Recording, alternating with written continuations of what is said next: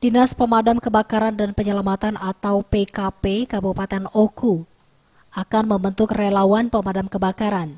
Hal ini sebagai bentuk antisipasi peristiwa kebakaran lahan dan hutan.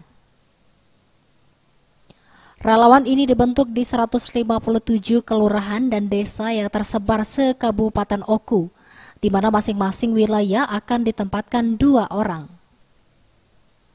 Kabid Penanggulangan Kebakaran Yatino menjelaskan, pembentukan relawan ini akan dilakukan secepatnya di tahun 2023. Tugas dan fungsi relawan ini untuk melakukan edukasi ke masyarakat tentang pencegahan dan deteksi dini kebakaran, baik lahan maupun pemukiman penduduk. Tujuannya supaya terdeteksi lebih dini di setiap desa-desa, karena keterbatasan tim damkar dan penyelamatan di Kabupaten Oku ini baru ada di setiap kecamatan. Jadi untuk di desa-desa belum ada. Diminta kepada masyarakat untuk meminimalisir terjadinya kebakaran supaya berhati-hati dalam menggunakan api.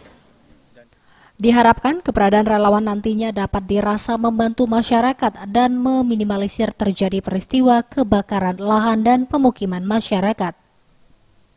Bagus Mihargo, Sriwijaya TV.